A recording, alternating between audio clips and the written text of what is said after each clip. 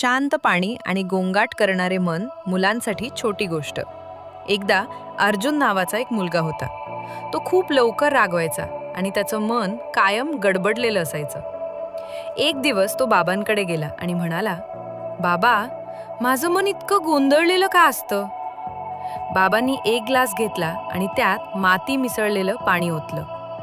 पाणी खूपच गडूळ होतं. बाबा म्हणाले, "आता आपण थोडा वेळ शांत बसूया."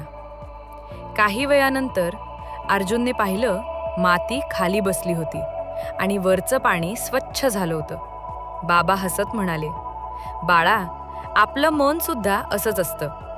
जेव्हा आपण खूप विचार करतो, रागावतो किंवा घाबरतो, तेव्हा मन गढूळ होतं. पण आपण शांत बसलो, खोल श्वास घेतला, तर मन आपोआप शांत होतं."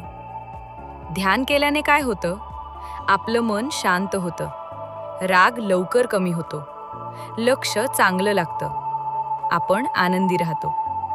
अर्जुनला कळलं की ध्यान म्हणजे फक्त शांत बसणं आणि खोल श्वास घेणं.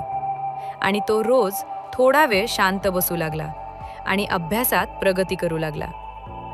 लहान मुलं, विद्यार्थ्यांच्यासाठी सोपं ध्यान, एकाग्रता व स्मरणशक्ती आणि इतर यासाठी संपर्क करा हॅपी माइंड हब.